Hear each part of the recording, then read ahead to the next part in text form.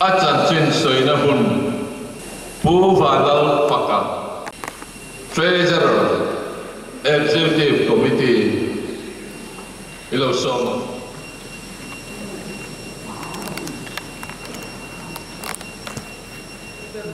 anan ko thekura ataksa ajigrai tak min sentir faltu lalpa ne na hian bola chung ko ai o a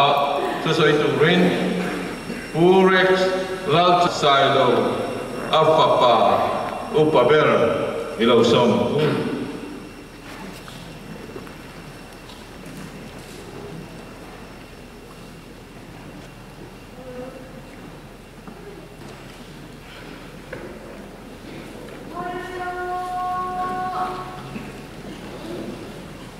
Pasian tu tiang lim Jawai tamu Rom qua mi tên này nó kiểu của là lệ các thôn bung rụng trao hiện như sửa yên lạc trong sinh đôi chuan hè nạp hiện bên ông về ta xua tác xa tu tì bồ ra la ông thị nan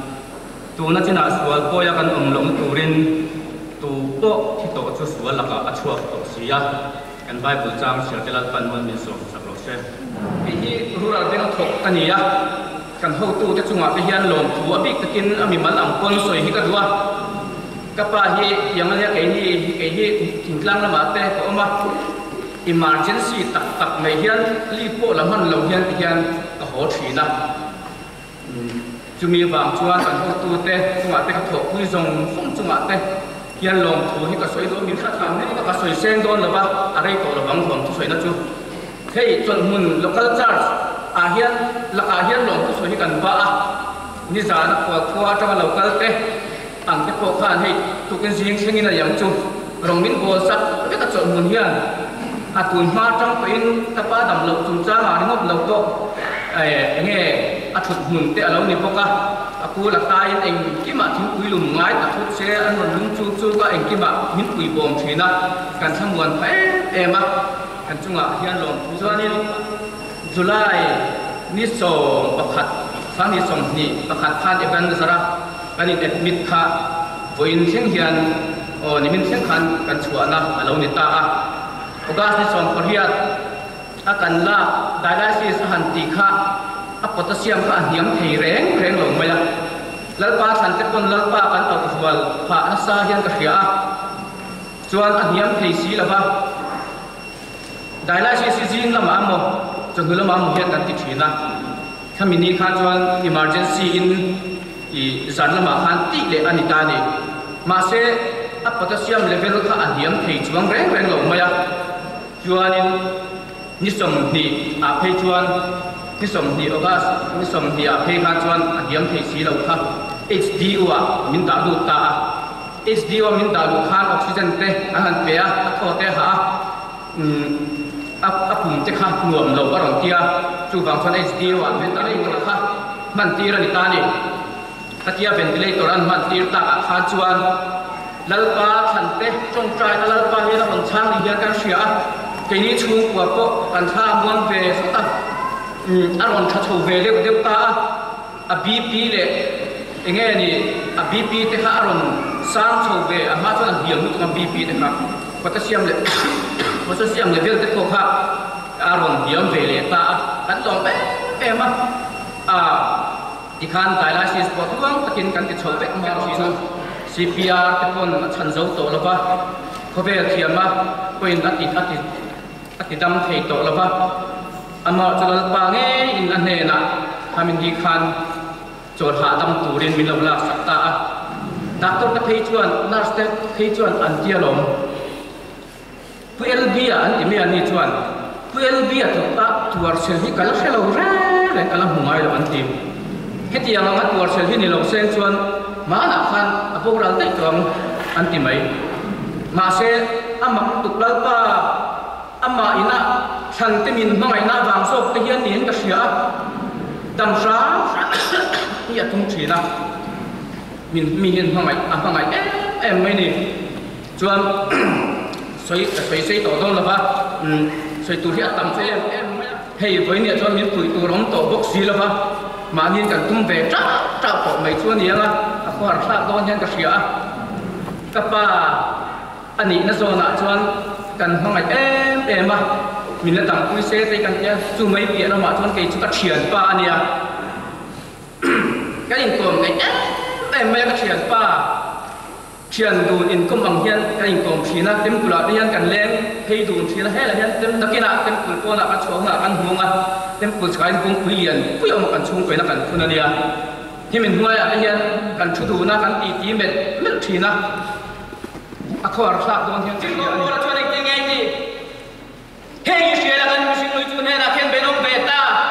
sual tu tak sa ti bo ra lam the tu rin chu wang chuan ni ne he sia ti ne ye sarau chuan dal pa sia lo ka tang chuan sarau chuan ka sarau ne la nge ngai chuan tris ka tho sa chuan ne min lo khen bet bet re me ti miam bu ki chuan ka sarau chu lim talu tu ka voi ni khen ko hian ne him ma hian ne ka thak thin ni chu wang chuan voi ni lo ka kon ko u na te u chu krista ti sinat asha at than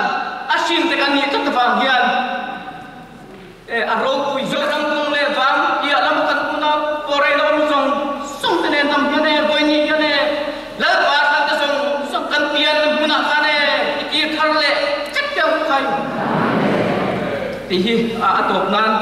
soi tur ka nga lutuka ka soi sei don lutuka amar chu khati khan lal pa ro pui na ka pa hun hun tan kan mang me lo pan ro pui na song Association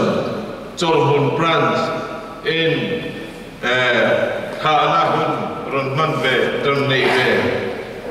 an Dua tu nai lo so Amasain Boimia in Malong Dengi Mizoram Civil Pensioner Association Cholhun branch Treasurer Milanet kania Lanchuan Vori kania Cholhun Local Council member kania tuna kan sun met biak moi hi kan riko talan dan chuan humsang ki le som paru February thakhan AHN Vetki Department a Director in na pensiona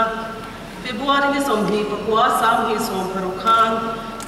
Mizoram Civil Pensioner Association a hian life member ni turin na ko India hun che takara hun tha min pe hi lom thu kan soya pubiak moi hi kan association a hian atangkai ema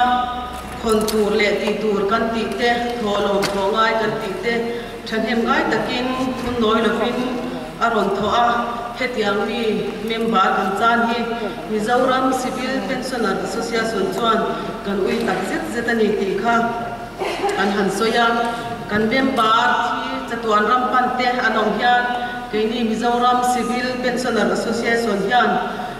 ania hian ral na hun hi kan mang mai thina ko India hun che takara chutiam hun te min siam sakhi lom om kan tia kan ral na tur hi aren chang ni chuan anu pui pizir khan min lo don sak mai sela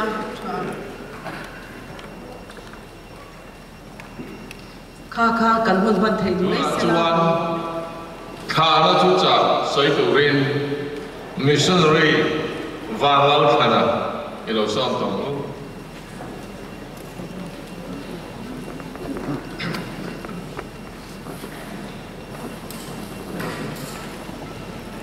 when you hear mithiam kan ilo miro wi ko kan ilo ti tak chuan kan zawai hian hat in enta ela hegal pa sia lo ya ni ko tu takimit pelo sian chuan tro tam tak chu zu awanga thito turte mual tho tak ani nun ham turte vai ya ne ya ne nan ba ko ai le chi tan ba chu ti du perani ringin sualta min kan tu tan hian ni tin perani ti ya ku Ikor putih kan kan non puve ang lapan aropina di bangsa kuasa. Aja Dr. Albi Saido kian nuin pangpar dana aron ni songin mo ni te kan entina kan sabain kan dom pun sebetangin ilau di ngalu.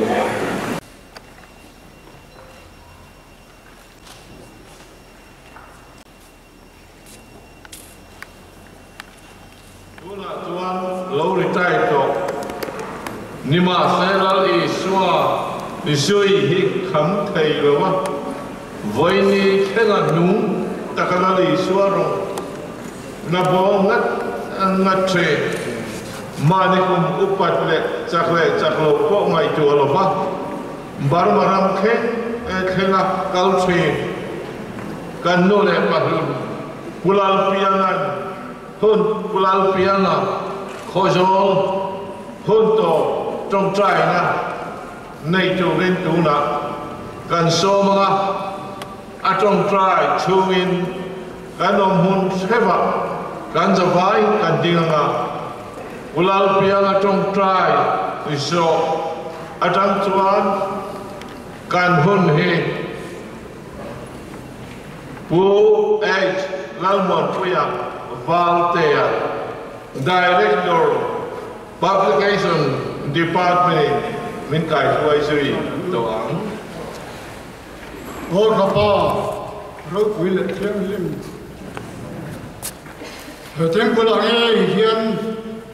kapa cái chuyện là hậu hiền nắng à khăn lưu phật không chuyển xe lá pa anh lưu soi mỗi chuyển xe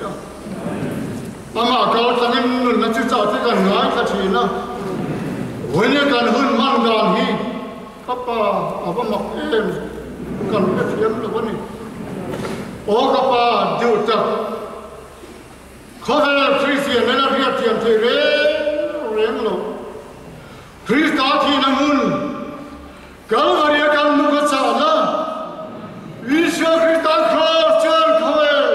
atamin la chofel na toni ti min puan saka wala ba fahin tayan kanon thani ator na hin tayan kapa pan oi telule kapa isya royan ikuran ti mani royan zofa ti amale ema kapa zofa ta kamian tutsa na tutsa apuam china kapa bani yane ani chung mase amba sabla torian kapa isi pai ta kali siam thar leta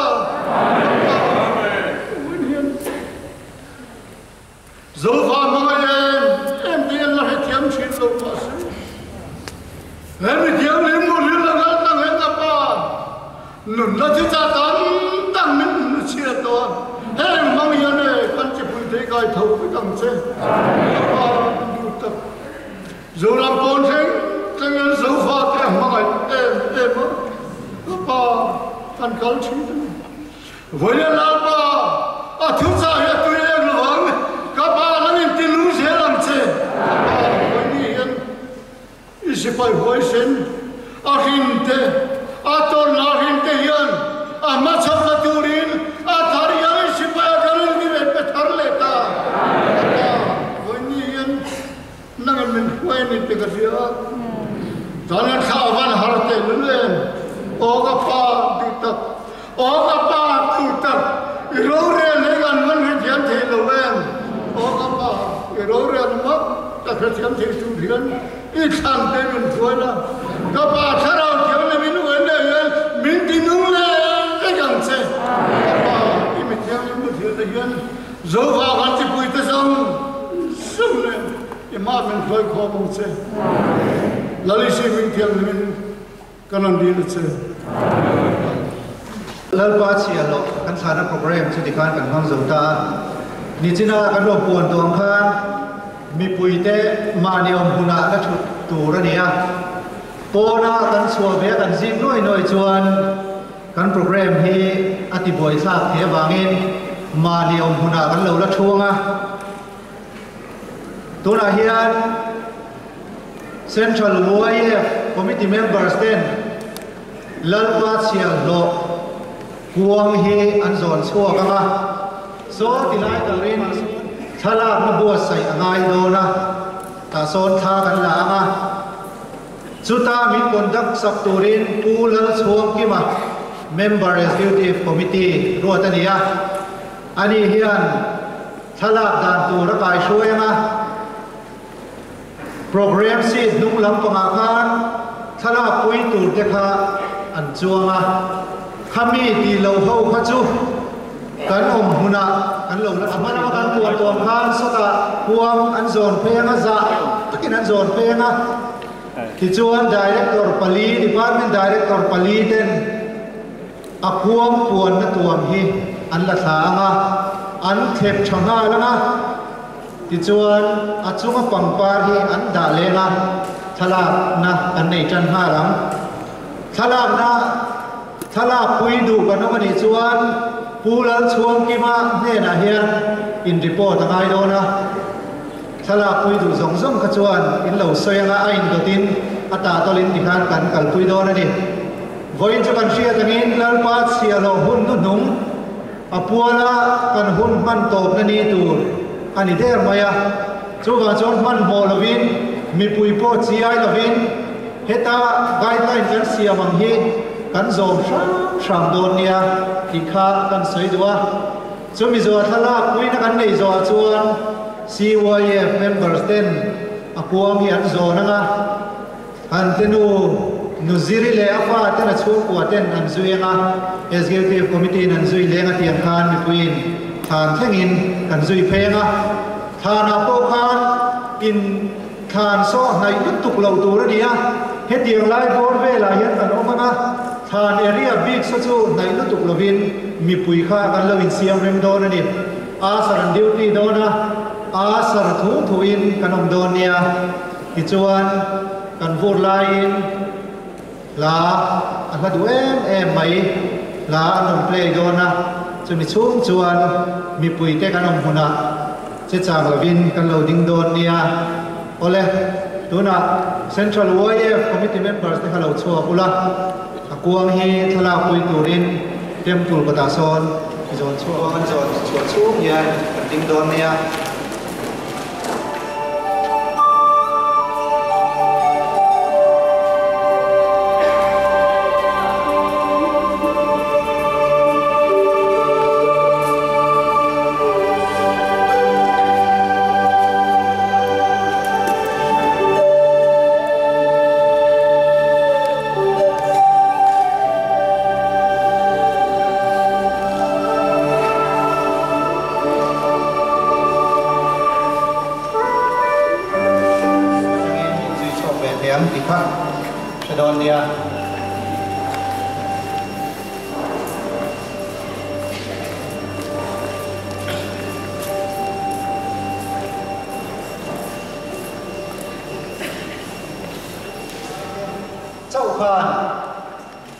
thala pui kha kan tum don nia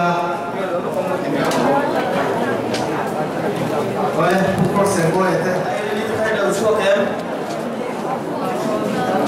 dan ka su